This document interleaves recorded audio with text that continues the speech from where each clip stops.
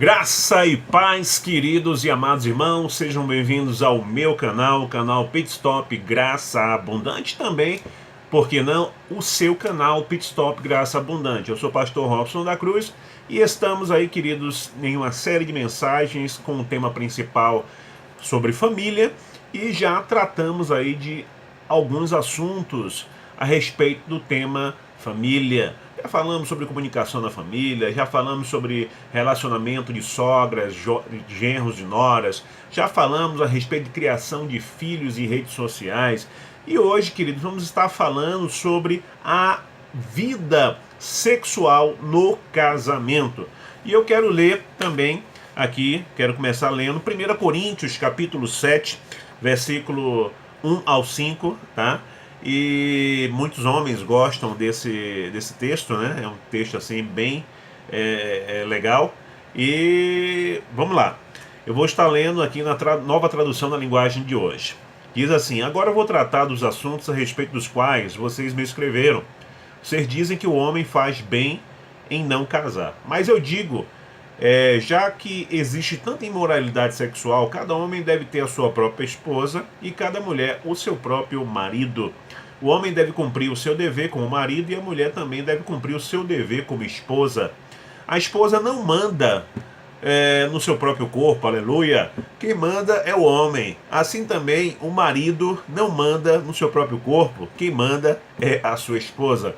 E o versículo 5 que diz assim: que os dois não se neguem um ao outro, a não ser que concordem em não ter relações por algum tempo, a fim de se dedicar à oração.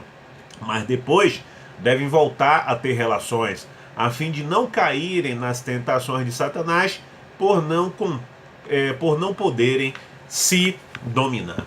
Amados, uma das questões mais difíceis ainda de se tratar no relacionamento familiar é a questão da intimidade sexual. Isso porque, queridos, se já pela natureza desse relacionamento íntimo, fica então difícil, muitas das vezes, expor.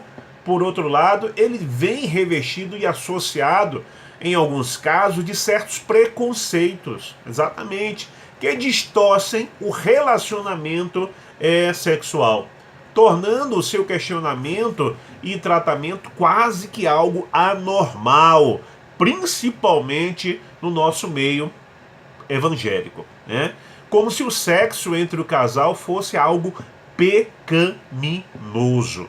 Amados, com a liberdade de comunicação e expressão que está acontecendo, é experimentado essa liberdade nessas últimas décadas. Houve também uma ampliação muito grande da compreensão sexual, isso é verdade, para que não se caia, amados, em uma sexualidade deformada pelos excessos, nem pelas repressões. O casal precisa, de verdade, cultivar a sexualidade aliada à intimidade. São poucos os casais, meus irmãos, que realmente experimentam essa intimidade hoje em dia, pois muitos relacionamentos têm sido barateados e superficializados, queridos, de hoje, isso de uma forma sobrenatural. Então, hoje em dia, por muito que tenha conhecimento, mas ainda há essa banalidade, ainda há essa deformação. Então, amados, isso diz o seguinte, certo autor de um livro, ele diz: isso porque a nudez física, que deveria ser o clímax da intimidade, acabou substituindo uma abertura emocional verdadeira, encobrindo medo de intimidade. Acabou, então, a tal revelação, né, do nudez. As pessoas estão mais propensas à nudez física do que à transparência de suas vidas interiores. Então, queridos, hoje, infelizmente, a gente está aí no centro da cidade, é mulher nua para um lado, é homem nu para o outro, né? Então, o clímax do sexo, que seria, na verdade, a nudez, hoje é algo banal também. As mulheres estão aí cada dia mais expostas, perna de fora e tantas outras partes do corpo de fora. O homem também, por sua vez, né, e a nudez virou algo banal, algo comum, né? Então, amados, quais são os pontos que nós precisamos analisar para a vida sexual do casal? A primeira coisa é entender qual é a finalidade do sexo no casamento. Não estamos aqui falando sobre sexo fora do casamento, porque sexo fora do casamento é pecado, chamado de fornicação. Por mais que esteja sendo algo assim normal, vamos assim dizer, nas igrejas evangélicas brasileiras nos dias de hoje, infelizmente, tá bom? Mas qual a finalidade do sexo no casamento? Quando Deus, amados, ele criou o homem e a mulher, ainda lá no Éden, deu-lhes uma ordem que logicamente envolveria o ato sexual, tá? Ele disse assim: sede fecundos e multiplicai-vos. O relacionamento sexual, amados, é uma bênção quando realizado no casamento e tem as seguintes finalidades. Primeira finalidade, prazer conjugal. É exatamente isso que você está me ouvindo.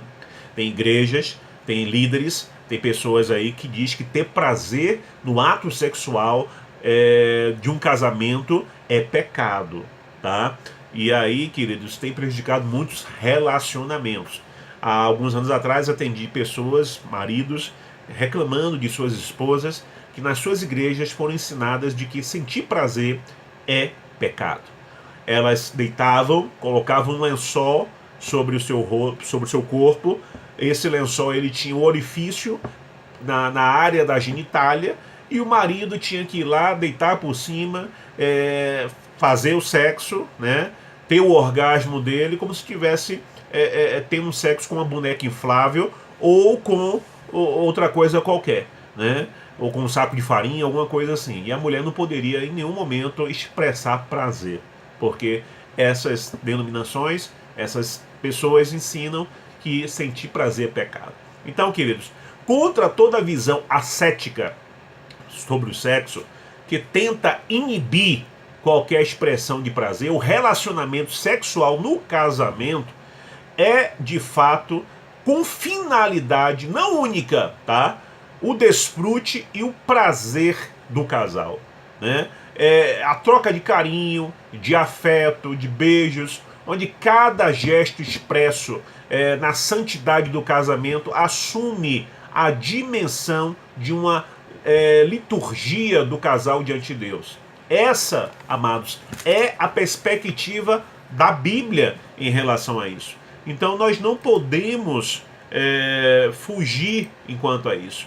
Hebreus, vamos ver aqui a palavra de Deus, Hebreus capítulo 13, diz assim, Hebreus capítulo 13, versículo 4, que o casamento seja respeitado por todos e que os maridos e as esposas sejam fiéis uns aos outros. Deus julgará os imorais e os que cometem adultério. Assim podemos contemplar o livro de Cantares, tá? Que narra as aventuras apaixonadas, irmãos, de Salomão e da sua esposa Sulamita, com descrições sensuais e puras desse relacionamento marido e mulher. Tá? Isso porque o ato sexual tem por finalidade o desfrute e o prazer conjugal. A sua esposa deve ser, marido, o seu playground, o seu parquinho de diversão. O marido deve ser o parquinho de diversão também da esposa, né? O livro de Cantares ele leva tão para um lado sensual de um relacionamento de casal que quase que ele não entra no cânon sagrado, quase que ele foi excluído do cânon sagrado. Para ele entrar e fazer parte de um dos livros da Bíblia, teve que ter uma conjuntura dizendo: não, isso daí é simplesmente uma alegoria de Jesus e a igreja, não tem nada a ver com sexo. Em verdade, ali tem a ver com sexo, e um sexo muito bom, muito bem feito e com muito prazer, tá? E é assim que deve ser o sexo no casamento, tá legal? A segunda finalidade do sexo no casamento, procriação, tá? Durante muito tempo, amados, essa particularidade do relacionamento sexual para o casal tornou-se, na verdade, a única finalidade, nada mais. Vamos ter só filho, né? No mesmo também é um engano.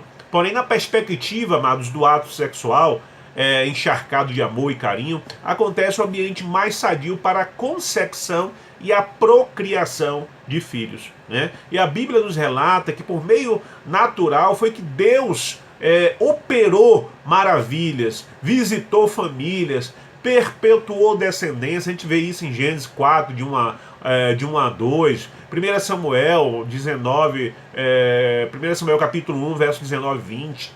Então muitos casais hoje em dia se veem com dificuldades, né, quanto à procriação, em virtude de problemas físicos, hormonais, né, visitou problemas assim de esterilidade. Então, entretanto, queridos, na medicina genética encontram uma outra forma, às vezes até não a natural, de procriarem. Por outro lado, nota-se também, queridos, o agravante problema de um descontrole da natalidade em algumas famílias, com muitos filhos, sem qualquer condição, né, para o sustento dos mesmos. E existe, queridos, métodos que auxilia nesse controle de natalidade e não permite que o sexo torne-se um problema procriativo, tá? Então o sexo é para lhe trazer prazer, o sexo é para lhe trazer bênção, o sexo é bênção de Deus, o sexo é para procriação, mas não para problemas. Tá? Então, não vou evitar para não pecar. Pior pecado é você ter um monte de filho, não dar educação, não dar saúde, não dar comida, e depois essas crianças crescerem, tá descambiando aí para prostituição, descambiando para drogas, porque você, como pai, como mãe, não teve condições suficientes para dar uma educação sadia, tá? E o sexo também tem como finalidade, além de prazer sexual e procriação, ele tem como finalidade também comunhão, tá? Na expressão bíblica de casamento, em Gênesis 2:24, diz assim: deixa o homem pai e mãe e se unir à mulher, tornando-se os dois uma só carne. Então reflete-se a realidade também, queridos, da comunhão, tá? Da comunhão. Então essa talvez seja a finalidade mais forte do casamento. Linda e difícil dos relacionamentos sexuais. Tornar-se dois em um. Isso só Deus pode fazer. É um mistério isso, né? Ou seja, o sexo como ajuntador emocional, né, é um elo de comunhão integral, de comunicação extraverbal entre o marido e a sua esposa. A descrição, amados, do casamento de Isaac com Rebeca foi sem dúvida alguma algo único. Ele a levou para a tenda de sua mãe e a possuiu. Fez amor com ela, está lá em Gênesis 24:67. Na verdade, amados, o casamento se consolida e se concretiza nesse ato de comunhão. Quando o relacionamento sexual não é promovido pela espontaneidade, né, de ambos, marido e mulher, pelo desejo de entregar e receber afeto e carinho pela comunhão, ele se torna propenso a um mecanismo rotineiro e prejudicial ao casal, tá? Quais são os problemas no relacionamento sexual? Amados, nem tudo no relacionamento sexual pode ser pintado às mil maravilhas. Todo casal, direta ou indiretamente, pode enfrentar, na verdade, problemas nessa área, criando desajustes, por exemplo. Então vamos ver aqui alguns.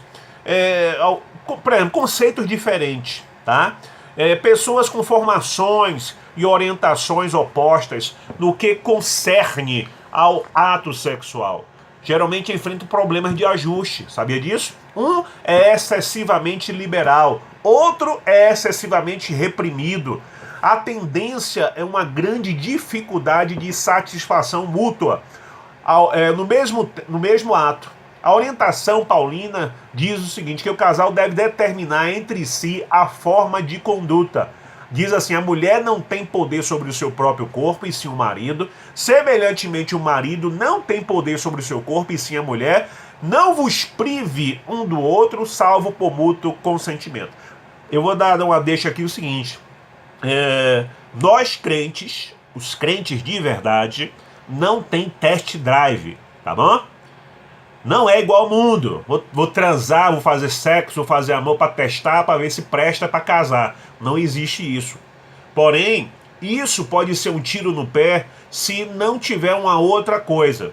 Já que não tem test drive, já que nós não fazemos sexo antes do casamento para provar, para testar, tem que ter muita conversa. Tá? Tem que ter muita conversa e conversa limpa, conversa sincera, jogo aberto. Camarada, não estou dizendo logo na primeira conversa, não, no decorrer do relacionamento, ver que vai realmente estar fluindo e tal, ele abriu o jogo, disse, olha, pra mim sexo é assim, assim, assim, assim, assim, assim, sem esconder nada. E a mulher, ela também da mesma forma. Dali em diante, não tente, eu não aceito, mas vou casar e vou mudar. Não faça isso. Se não tá batendo com você, se não tá tendo a mesma ideia, para ali, termina, cada um segue o seu rumo e aí a procura continua. Mas não case pensando, eu gosto disso, ele não gosta, mas lá eu vou fazer ele gostar. Isso é furada. Isso é furada. Seja sincero, sejam transparentes, sejam abertos um com o outro, tá bom? Porque, por exemplo, tem um que acha que sexo oral é bom, é gostoso, ele gosta, mas ela não gosta. E aí, o que vai acontecer num casamento desse? Tá? Se a Bíblia diz que ela não é dona do corpo dela, mas ele, tá me entendendo qual é o problema? Então, antes de casar, já que não existe test drive nos crentes de verdade, tá? Conversa abertamente sobre o assunto e dali tomar uma decisão. Vou casar ou não vou casar. Mas não case, né? Lá na frente eu mudo ele. Lá na frente eu mudo ela. Não faça isso que vai gerar uma desgraça no seu casamento. Outro problema é experiências anteriores. Casais que já tiveram outro casamento ou casais que tiveram outros parceiros antes de se casarem. Esse tipo de acontecimento, em boa parte dos casamentos, tem sido o fator de conflitos, discórdias e até de separações. Tá bom? Isso pode ser devido a experiências anteriores no casamento, de relação mal sucedidas, criando traumas que são transportados para o casamento atual. Ou de relações bem-sucedidas, que permanecem na memória como uma experiência prazerosa e que induz a pessoa a cultivar um relacionamento paralelo, quebrando a fidelidade e a santidade do matrimônio. Sem falar da situação de laços de alma, né? Dá uma pincelada rápida aqui para o vídeo não ficar muito comprido. Laço de alma. Você tem que entender se você casou e antes de você casar, ou sendo crente ou do mundo, você teve relações sexuais com outras pessoas. Com cada uma dessas pessoas com quem você teve relações sexuais foi criado um laço de alma que precisa ser quebrado, que precisa de libertação. Caso contrário, vai trazer problemas para o seu relacionamento atual, tá bom? Procure isso. Querendo mais informações, na descrição desse vídeo, me procure para eu poder lhe esclarecer melhor e indicar material para você ler. E outro problema também, queridos, no relacionamento sexual, pode ser problemas físicos, tá bom? Qualquer tipo de alteração física pode trazer um desajuste. Uma doença, uma deformidade ou qualquer problema que tenha uma natureza física e, se não tratado e orientado por um profissional de saúde, pode tornar-se um caso sério de desajuste para o casal. Um medicamento que o marido está tomando e de repente ele perdeu o libido por aquele momento, a mulher não quer entender, né? É uma situação no corpo, né? Como tem crentes que, como eu, não teve relacionamento sexual antes do casamento, preferiu esperar o altar, né? Então tem crentes assim, então não teve o test drive, aí quando chega lá adiante, se depara com a situação do corpo do cônjuge. Então, por isso tem que haver muita conversa e sinceridade, ok? E por último, relacionamento sexual extraconjugal, o adultério, a prostituição, ok? Iniciamos dizendo que o ato, que o sexo, ele foi instituído, queridos, por Deus e é uma bênção quando administrado na vida do casal. Porém, há uma outra perspectiva do relacionamento sexual que aparentemente tem um aspecto saudável, mas é destruidor. É a maldição na vida familiar, ou seja, o sexo extraconjugal, e podemos destacar alguns deles. Quais são? Primeiro, o adultério. palavra de Deus diz em Êxodo 20:14, não adulterarás. E eu aconselho, tanto homem quanto mulher, leiam Provérbios 5 e Provérbios 7. Tá? O 7º mandamento da lei de Deus ordena, amados, que o homem e sua esposa devem preservar seus corpos e contatos alheios ao seu parceiro. Quando isso não é obedecido, a beleza do matrimônio, né, vai sendo desfeita, queridos. A confiança é perdida, a santidade é rompida, a traição ela é estabelecida e o fim chega. Davi adulterou com Betseba e as consequências foram desastrosas do seu ato. Logo surgiram, morreu seu filho, né? Se instalou ali uma rixa entre família, né? Houve morte, houve um irmão matou o outro. E tudo isso nós podemos ver ali em 2 Samuel, capítulo 11 ao capítulo 18. Tá? Sugiro que leiam também. Outra coisa, fornicação. A fornicação, amados, é uma palavra usada para relacionamentos ilícitos e imorais. Descreve o relacionamento em que uma das partes pode ser comprada ou descartada, como um objeto, depois de usado. E onde não há união de personalidades e respeito, queridos. É também atribuída a relacionamento entre jovens, entre pessoas não casadas, que posteriormente se separam. E nós podemos ver isso também em 2 Samuel capítulo 13, verso 1 ao 22, que foi o caso de Amon, né? Aquela paixão desenfreada, desejo, assim que ele cometeu o ato sexual, ele já não sentiu mais nada, sentiu só nojo, tá? E o relacionamento sexual antes do casamento vai trazer frustração no casamento, se acontecer o casamento. Porque ambos vão pensar, poxa, se ela foi capaz de trair Deus, tendo relacionamento sexual comigo, pecando contra Deus, que tudo vê, tudo sabe, o que ela não poderá fazer comigo mais adiante? O que é que ele não poderá fazer comigo mais adiante? Tá me entendendo? Então, cuidado. Outro problema é impureza. A palavra é utilizada na lista lá em Gálatas, capítulo 5, 19 e 21, queridos. E tem um sentido de desejos imundos. No livro de Levítico aparece cerca de 20 vezes para designar sujeira ritual e cerimonial. É também usada para o impulso de uma mulher imoral, em Oséias capítulo 2, versículo 10. Outra coisa são as aberrações. A palavra é utilizada na lista de Gálatas, capítulo 5, 19 a 21, né? Perdão. Esse último típico, né? Ou melhor, esse último tópico, aberração, focaliza um estado, queridos, tão brutal de deformidade sexual, condenado pela palavra de Deus, mas que tem sido admitido em nossos dias como atitude normal, né? Sexo anal, sexo a três, né? E por aí vai. Cuidado com as aberrações. Não utilize de meios satânicos para apimentar o seu casamento, tá bom? Homossexualidade também, tanto por parte masculina como feminina. Romanos capítulo 1, verso 24 a 27, diz o seguinte: homens com homens, mulheres com mulheres em relações depravadas, onde o conceito de Deus para o ser humano foi completamente destruído. Então, amados, nas ruas das grandes cidades, nota-se os pontos de atuação de pessoas travestidas que oferecem com naturalidade o seu corpo aos transeuntes, né, aos transeuntes, bestialismo, relacionamento sexual com animais, né, cachorro, gato e por aí vai. A Bíblia é contra isso, Êxodo capítulo 22, 19. Quem tiver coito com animal será imundo. Incesto, sexo entre parentes, tá bom? Relacionamento sexual entre parentes, foi o caso citado anteriormente de Amon e sua irmã, tá? Maldição, a maldição ela está presente entre as pessoas que não levam a sério esta orientação, queridos, divina sobre o sexo. Moças que estão engravidando e são abandonadas por seus namorados, porque eles só queriam só sexo, e enganaram, e as bobinhas caíram, se entregaram, dizendo que estavam apaixonados e criam no amor deles, e eles foram lá, usaram, fizeram apenas delas, me desculpa a expressão, de depósito de espermas, e largaram elas grávidas, ok?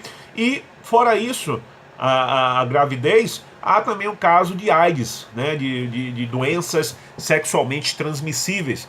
Aí surge como regulador dos conceitos AIDS, né, sociais e sexuais. Então, queridos, nem sempre como castigo de Deus. Tudo isso porque a bênção chamada sexo, que Deus deixou para o homem, dentro do casamento, tem sido mal administrada, ok? Então esse foi o nosso vídeo, falando aí sobre sexo no casamento. Espero que tenha sido bênção na sua vida. E se você tiver mais algum assunto, né, a respeito de família, deixe aqui na sua descrição para nós tratarmos. Se você quer ser identificada, vamos lhe identificar. Caso contrário, não lhe identificaremos. E se você tiver também alguma pergunta, alguma dúvida sobre sexo, sobre esse tema sobre esse assunto que nós tratamos hoje, e queira me perguntar, deixe aí a sua pergunta na descrição desse vídeo. Se você não quiser deixar na descrição desse vídeo, mande para o meu e-mail, prrobson.cruz@gmail.com, certo? Que é o nosso e-mail aqui, do nosso e-mail pessoal, tá bom? P de pato, R de Robson, robson.da cruz@gmail.com. E ali nós vamos estar lendo sua pergunta e vamos estar respondendo ou pelo áudio, ou pelo e-mail mesmo, ou criando um novo vídeo aqui sobre a sua pergunta, tá bom? Que o Senhor te abençoe e te guarde. Espero que esse vídeo tenha sido bênção na sua vida. Não se esqueça de dar o seu like. Se você ainda não é inscrito, se inscreva. E eu quero orar agora por você. Pai, em nome de Jesus, eu quero pedir a bênção do Senhor sobre a vida dos casais, sobre a vida sexual. Vem repreender toda frieza sexual, vem repreender todo o espírito maligno que tem tentado perturbar a vida sexual dos seus filhos. Pai, vem trazer perdão para o lar que houve divórcio, adultério, prostituição, fornicação. Meu Deus, haja compreensão na vida das pessoas a respeito do que seja laços de almas e que elas possam então buscar a sua libertação e a cura para os seus casamentos. Eu abençoo esses casamentos, Senhor, abençoo a vida de quem está me assistindo agora, em nome do Senhor Jesus Cristo. Que o amor de Deus, nosso Pai, a graça salvadora do nosso Senhor Jesus Cristo, a doce e forte consolações do Santo e Poderoso Espírito de Deus seja com você e sua família. O Senhor te abençoe e te guarde, o Senhor faça resplandecer a luz do seu rosto sobre ti e tenha misericórdia de ti. O Senhor sobre ti levante o seu rosto e te dê a paz. Até o nosso próximo vídeo. Em nome de Jesus, eu sou o pastor Robson da Cruz e esse é o seu canal Pit Stop Graça Abundante. Shalom, shalom, queridos.